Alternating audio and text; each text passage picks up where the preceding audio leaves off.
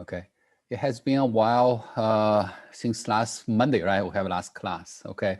Let's take a look of what did we do?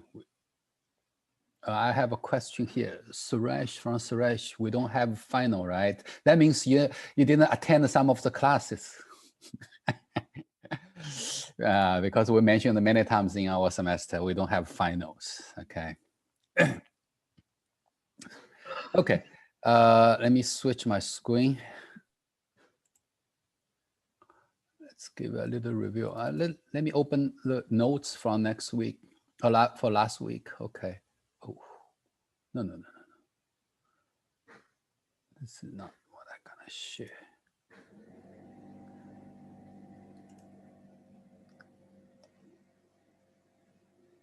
PDF. Okay, can you see it? First of all, this is the PDF file I posted. Okay, last time we talked about the laminar pipe flow, okay? I think I provided all the information for the laminar pipe flow, except today I'm gonna give you one more equation, like it's for the entrance region, right? So let's take a look of the laminar equations, okay? I think on these files include everything, right? First of all, is flow, okay, very important. Every time you talk about heat transfer, you study heat transfer, you need to consider in the pipe, especially in the pipe or on the plate, you need to consider the pressure loss, okay? Guys, are you with me? Focus, pay attention to what I say, okay? This is a good review. It's a review, okay, for you to memorize it, okay, to save you time. And I hope everybody 100% focus in the class and learn everything in the class, okay, can remember it. Okay, not difficult, okay? Heat transfer in laminar tube, laminar pipe. For the flow phase, the thing you want to consider, you want to care about is the loss, okay, the pressure loss, the pressure drop, okay? We provided this equation. I checked this equation, so I'm emphasized on this, okay? The equation is to calculate the frictional head loss, okay? So F is a friction coefficient, L over D, length, diameter, velocity, V squared over 2G, right? This is a frictional head loss, but you need to know how to convert the frictional head loss into delta P, pressure drop, okay? This is the equation. Head loss equals to delta P divided by rho G divided by gamma, okay? So vice versa, if you can calculate the head loss based on this is the name of this equation, Darcy-Weisbach equation, okay? This equation is for head loss.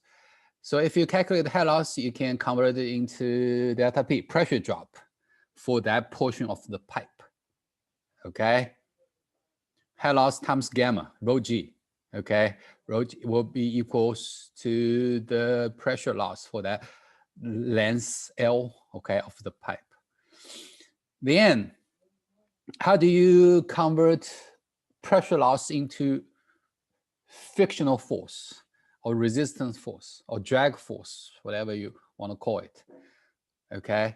So the pressure drop times the cross-sectional area, it will be the total force, right? Pressure times area. Be careful, many area we use here because your delta P is the pressure difference between inlet and outlet. So you have to times the cross-sectional area of the pipe. Then it become the total frictional loss, frictional force, or sometimes is equivalent to the drag force, okay?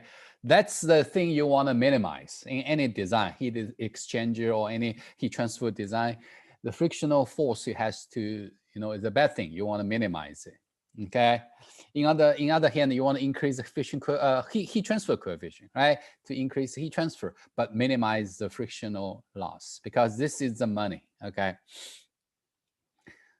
There are two different ways to do it, right? You can also calculate from the shear stress times the surface area, entire surface area. It will be also equal to the total friction loss, okay? Here, this is the equation for the shear stress, okay? So that's the two routes two different ways to find out the total frictional force.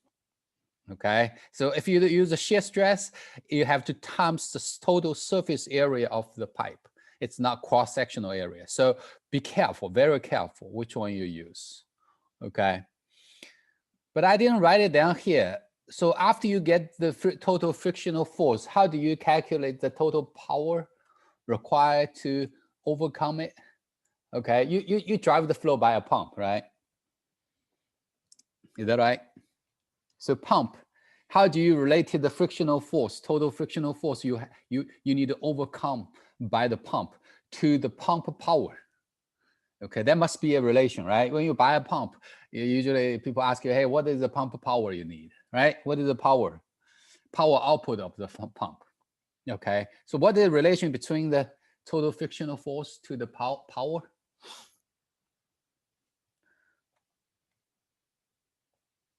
Power equals, okay, write it down on your paper. Power, remember if you learned it before in dynamic or in the thermal, power equals to force times the velocity. Okay, force times the velocity. In this case, the force is the frictional force, the resistance force you want to overcome by the pump. Okay, multiply by the velocity of the flow. Okay, that's the total power you need. Okay, everybody, all of you, did you write it down on your paper? That's not a new equation, but you need to know how to convert from. So that's really important to calculate the frictional force. Okay, the resistance force. You see my point? I want to relate everything you learn into the reality in the practical application. So why do you need this frictional force? Okay, you need to define a pump to drive this flow. Okay, the frictional force times the velocity of the flow is the power required by the pump into the pipe. Okay, everybody, how many of you today? 20 of you today in the class. Okay, do all of you fully understand this?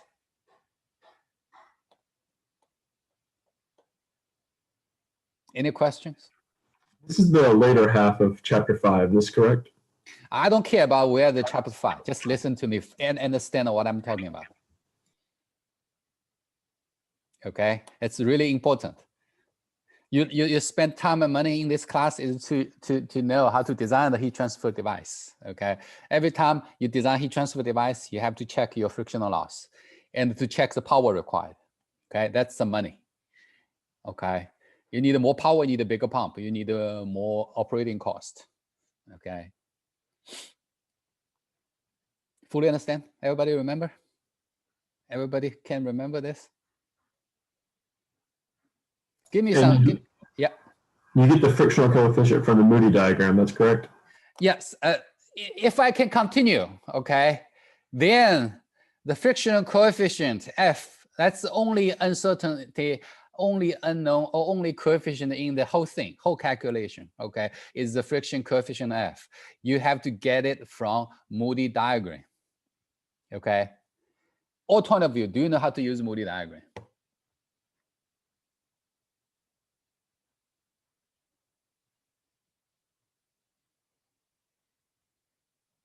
It's so quiet. So can I assume everybody know how to use Moody diagram? So I can give you a quiz problem later to ask you to do a Moody diagram. Anybody? What's the right side again? The left side is the F value, the X is the Reynolds number. What's the right side? Right side is the surface roughness of the pipe. Did I send you that table? For the different material, what is the surface roughness? Yes, sir. Okay. Do you know how to use it? Do you know how to use it? One thing I want to emphasize, be careful. The right side of the Moody diagram is the relative roughness. So the roughness from that table, you have to divide it by the diameter, become a relative roughness. If you directly use that value, it'll be wrong. Okay. Fully understand? Okay, there's one more equation I wrote down here, F equal to 64 over Reynolds number. That's for laminar flow. If you decide your flow is, if you determine your flow is laminar. Okay, by the way, what is the critical Reynolds number for laminar flow or turbulent pipe flow? Anybody? 5 times 10 to the 5th. No, it's wrong. Hey, it's not the, I said it last time. Okay, remember, I said last time, be careful. It's different. It's different with the boundary layer flow. This is the pipe flow. 2,000, 3,000? Yes, 2000. Okay, so if you want to use this equation, F equal to 60 over Reynolds number, it has to be less than 2000, the Reynolds number. Okay, so if it's laminar flow, it's easier. You don't have to go through the Moody diagram. The surface roughness doesn't matter. Okay, there's only one line in Moody diagram. Actually, in the Moody diagram, there's actually this straight line there, 64 over Reynolds number. Okay, so if it's laminar, it's easier. Just use this equation. Okay. So this is the money part. Okay, money part. Any question before I move on?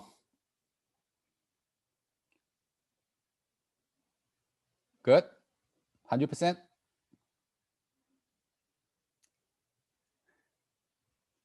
Okay, so that's the money part, important, power. Eventually related this to the power calculation, the power required by a pump, okay, to make the flow happen, okay? So here I think I also gave you an equation for velocity. If you want to know the velocity distribution for the laminar pipe flow, you can use this equation to calculate on any location inside the pipe. You should be able to calculate a velocity, okay? The velocity is not constant inside the pipe if it's laminar. Most of the time, you know, look like a parabolic shape.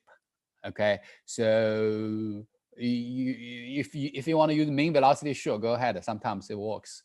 Okay, but if you want to know the detailed velocity field, you can use this equation. Okay, and the turbulent type pipe flow, I also say velocity kind of like mean velocity is more safe to use. Okay, so now the heat transfer part. Okay, we introduced the bulk temperature. Okay, wall temperature. Okay, so for the iso heat flux condition, you know what I mean? Iso heat flux condition, right? That's where you have a constant amount of Q going up. Okay, so on the inside, outside in the pipe surface, the heat flux goes into the pipe is uniform. Okay, constant heat flux. I say heat flux because heat transfer rate is the total heat transfer rate, right? You're talking about per area. So on every point, every location, you have a heat flux, like a heat flow goes into the pipe. Okay, that's per area. Okay, so we call it heat flux, same thing, but per area. So constant heat flux most of the time. Okay, in your most of the application, you have a constant heat flux. Okay, so in constant heat flux, laminar pipe flow, Nusselt number is a constant, very easy, okay? Then you can calculate your H from Nusselt number and, okay, this is the H, right? This is the equation for the H. Then, I'm sorry, you get the equation first, H equation first. Then times D divided by K turn out to be the Nusselt number for laminar fully developed pipe flow is a constant. 4.364. But remember, pay attention, this is a fully developed flow. Okay, remember in the pipe, there is a region called entrance region. Then the beginning of the pipe, the flow is developing. Okay, it's not developed. This is for developed flow. So if your pipe is not that long, okay, so then your developing region have different values you have to consider. I'll talk about it in a minute, okay? So for the fully developed region, Nusselt number is easy. Notice I don't put a average Nusselt number here because it's a constant, okay? If you have average, the same thing, it doesn't change. Okay, so that's good thing about the isothermal condition. The Nusselt number is constant. Okay, but for iso temperature,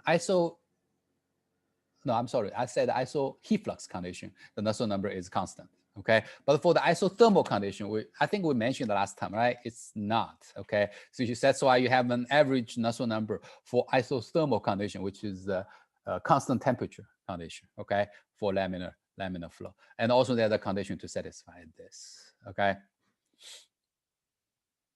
So this is about the laminar flow. One more equation I want to give you is to include the effect of the developing region, okay? So now, let me turn this off and switch my screen to,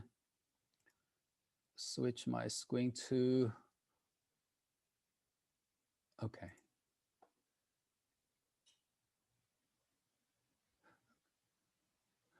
Switch my screen to my whiteboard.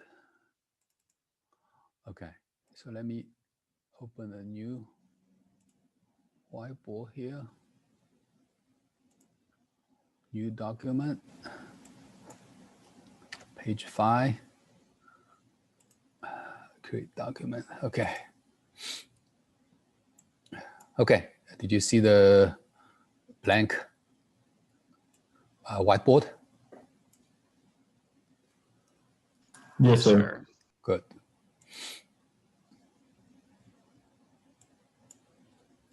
Okay, one more equation, one more number is to give you is called Kray's number. It's equation 6.15. Okay, Kray's number. A Gray's number, I think it's not Kray, Gray's. G-R-A-E-T-Z, Gray's number. They use GZ to represent it. So this correlation, later you will see based on the Gray's number. Gray's number is actually the length, included the length of the pipe and the diameter. So depending on the ratio length and diameter, you can tell the pipe is very long or very short. So it actually cover all the range for the Nusselt number. So you have to check this Gray's number, Reynolds number times Prandtl number times D over X. Okay, X is the length of the pipe. Okay, D is the diameter of the pipe. So depend on the ratio, right? If your pipe is not that long, okay, your X is maybe only 10 times of the diameter, then this is considered a short pipe. Then the entrance effect will be significant. Okay, so let me send you a figure 6.5 in the textbook. Turn on your group me. I'm sending it now.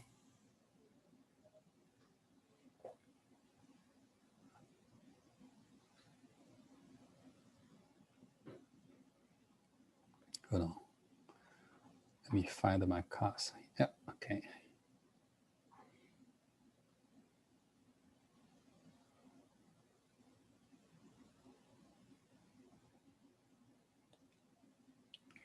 Okay, did you see that picture here? They use the inverse Gray's number. So the Gray's number to the power of -1. So it's X over D. So the longer the pipe is, the larger the Gray's number, inverse Gray's number is. Okay, did you see that picture? Anybody? Yes, sir, I can see it. Okay. So see, at the end, there are 3 curves there, okay? The one of the curve is constant heat flux, the middle curve.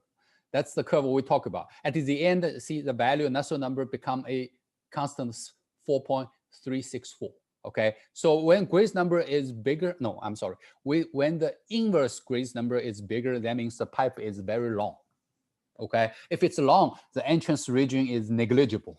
Okay, that's why it converges into the 4.364.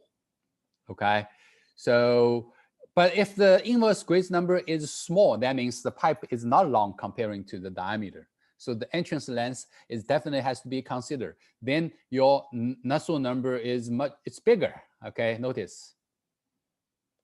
Okay, the left axis is Nusselt number. Okay, so this curve can be used, okay, if you think the pipe is not long.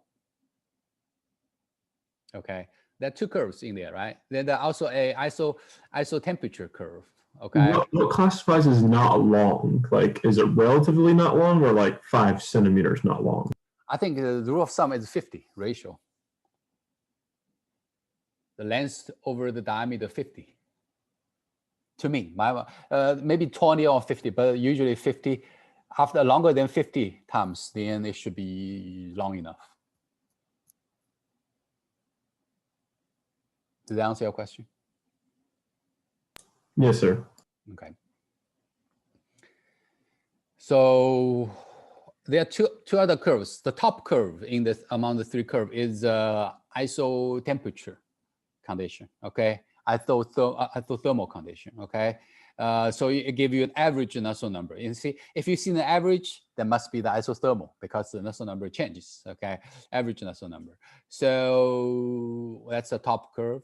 The bottom curve is also isothermal, but it's a local Nusselt number. It's not really your interest. Okay, your average Nusselt number is more interesting. Okay, you can calculate the overall heat transfer by the average Nusselt number. Okay, so this is another weapon. Okay, another weapon for the laminar flow. Notice this is for laminar flow, not for turbulent. Okay. Okay, I think I covered everything on the laminar part. Okay. So let's look at one example here. Okay, we did example 6.2, right? Let's do example 6.3. Okay. 6.3, what does it says? 27 degrees, so it's a pipe. Inlet 27 degree, outlet 77 degree Celsius. Okay, the velocity is 3 meters per second. Okay, 3 meters per second. The length of the pipe is 10 centimeter.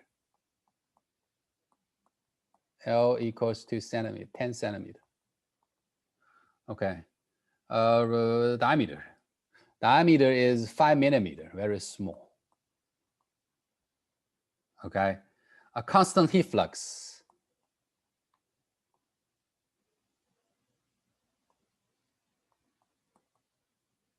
Iso heat flux wall condition.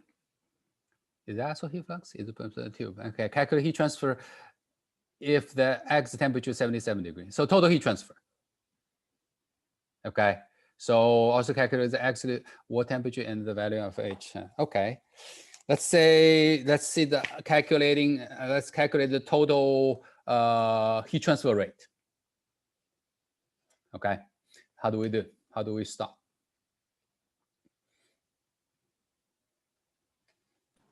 On the TF. Okay. Yeah. What is the T? You just get the property, right? The property. Let's see. It's not called fume temperature. It's not called fume anymore. Remember why we call the fume? That's for the flat plate, right? So this is just the average temperature. Let's say average temperature inside the pipe. Okay, for property purpose. Okay, what is the average temperature? Anybody? W plus T infinite divided by 2. Yeah.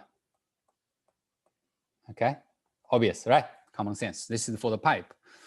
So this is iso heat flux condition, right? So you don't know the wall temperature. That's why you use inlet and outlet temperature, okay, for average. But for some isothermal condition, iso temperature condition, then you have a wall temperature. Remember, last time we used the average wall temperature and the flow temperature to get the property, okay?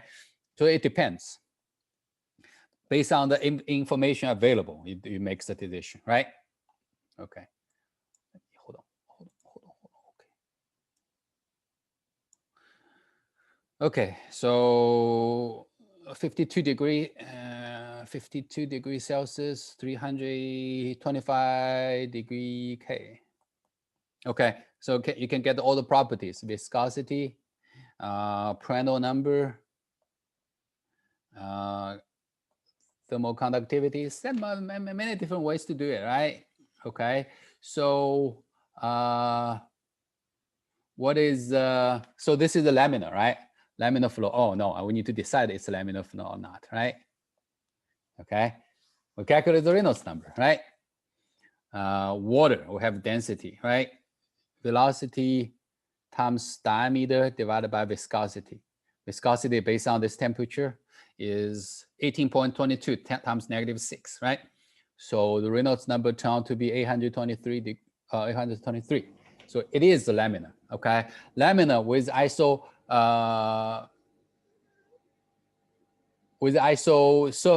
heat flux condition. But this one is short. Let's say it's not really long, okay? Not really long. Although it's more than, I think it's more than 50 times. But the entrance region has a significant effect on the overall heat transfer, right? Do you agree? How many times? Let's say 5 millimeter, right? So it is only 20 times, right? 5 millimeter. So 10 centimeter divided by 0.5 millimeter. It's only 20 times. Yeah, it's within our 50, magic number of 50. So it is a shorter pipe. So let's use. So you have to include the entrance region. So we don't use that equation 4 point. That's the number equal to 4.364, right? We have to use the figure I sent it to you. Okay, give me a value. Okay, so we need to calculate the Gratz number. So if in order to use that plot, okay. So what is the Gratz number? So let's directly calculate the Gratz number inverse. Okay, so it's equals 1 over Reynolds number over Prandtl number. Okay, we all have it. Times x, the length 10, the diameter is 5 millimeter, 10 centimeter. Okay, you can convert it into the same unit. So it's equals to 0.0346.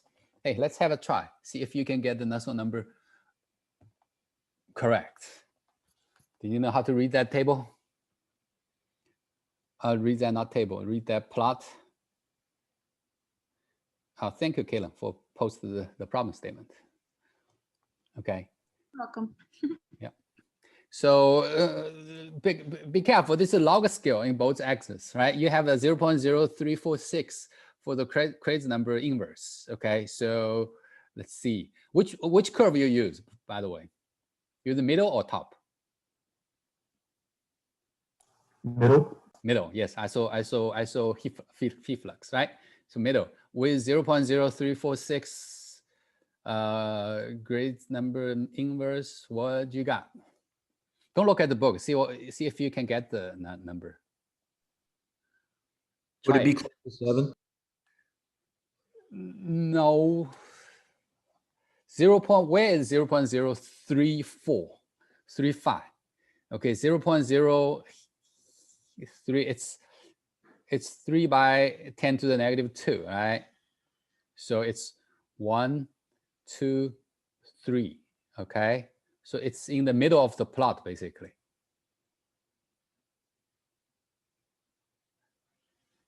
Okay, it's not in the middle. It's in the middle, right to the middle, a little bit right to the middle, right?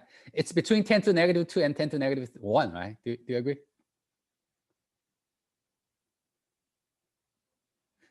So around 5? That's around 5, I agree. Can you get that a little bit closer?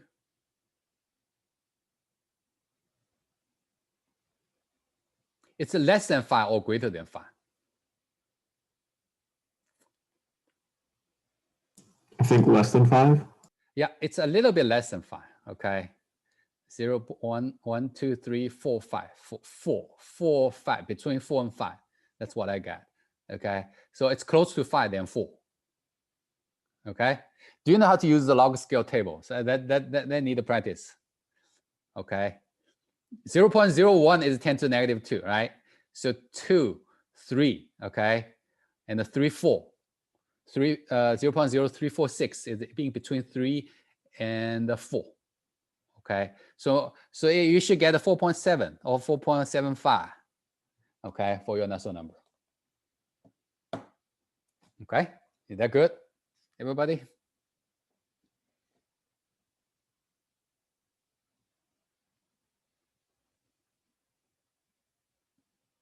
Is that good? So what is your H then? Average H.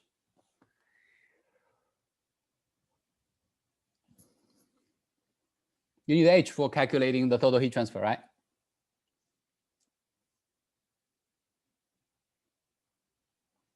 Anybody? 4.7 times D divided by K or times K divided by D? K divided by D. Okay, times K divided by D. Everybody agree?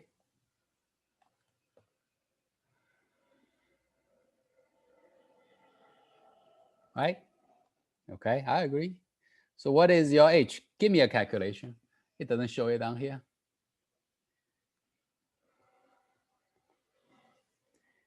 Okay, I need to give you the K number. Okay, K is 0.0281 0.0814 watt per meter C. Okay, can you substitute there? Give me a value. Diameter, use 0.005. Okay, use meter. I got around 26. 26, okay. So what is the total heat transfer? HA, okay, T wall minus the T fluid. Average fluid, right? Average temperature. But I don't have the wall temperature. Okay, let's say fluid temperature. Fluid temperature, you can use average, okay? 27, 52. But what is my wall temperature? Any idea?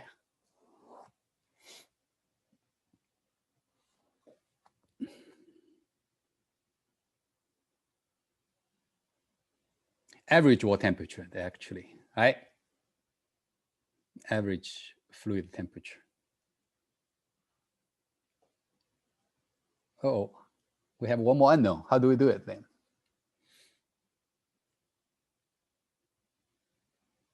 Yeah, we have to use this. Okay, actually this problem is to calculate the wall temperature, basically is better.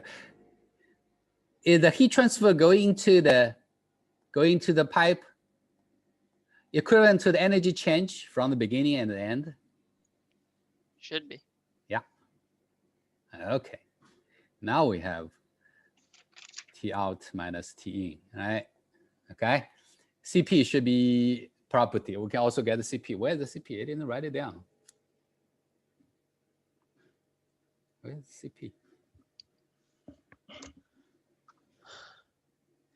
Did you see it? Write it down. Okay, I think I can look at the equation and CP 1006. Okay.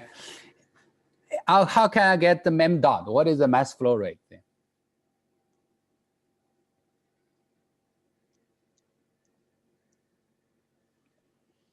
Temperature difference is, I know, 52, oh no, 50-degree difference. Okay. So how do we get the m dot? M dot would be the velocity times That's the right. cross-sectional area times the Rho density. V, yes, okay, rho V. So we have velocity 3 meters per second. We have area, cross-sectional area. We know the diameter. We know the density. So do I have a flow rate here somewhere? 6 point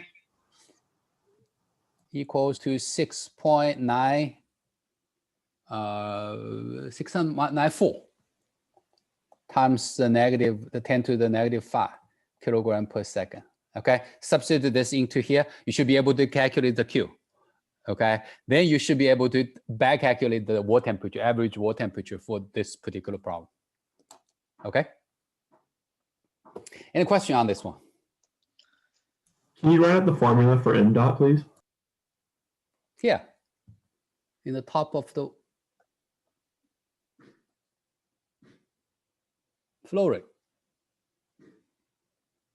I think at this moment, everybody should either talk my fluids class or watch the video for chapter 5 of the fluid class if you're in the same class this semester. Okay, it's about the mass flow rate and the volumetric flow rate. Yes, sir. I was just making sure I had it with my notes. Yep. Okay. So this is the heat transfer side. So the money side. Okay, I want you to take a paper out. Let's do a calculation for the money side for a quiz today. You have 15 minutes here. Okay, I want you to calculate the total power needed to drive this flow. Okay. Don't worry, I show you the steps. So first of all, can you calculate the loss, frictional head loss? Okay. Okay, let's say this is a smooth pipe. Okay, it doesn't matter. It doesn't need it because it's a low Reynolds number. It's laminar flow. It doesn't even need the surface roughness. Yeah, calculate this for me. The second one, these 1, 2, 3, 4 are the one I will grade. Okay, what is delta P? There's a point associated with it.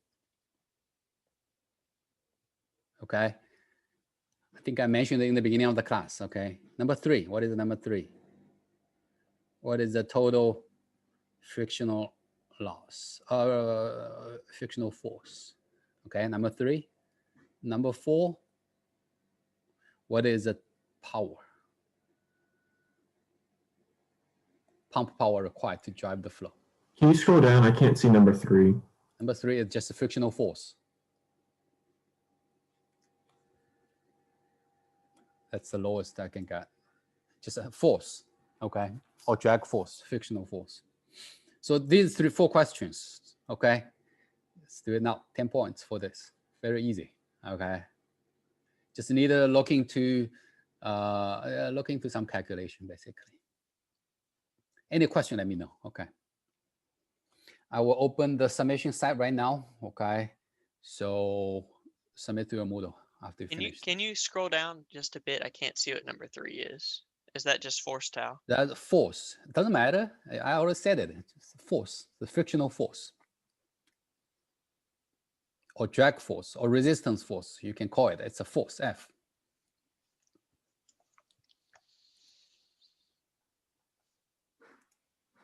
Now you can see it, right? If I enlarge it.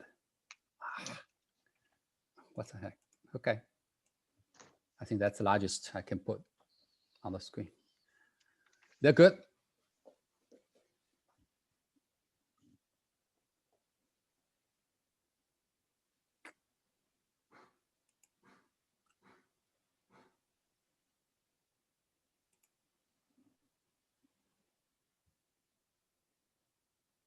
This is quiz number 6, right?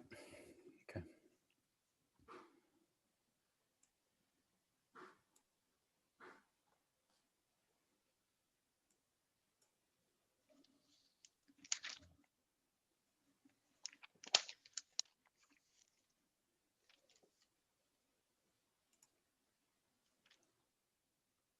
Please turn on your video. Okay, it's a quiz, so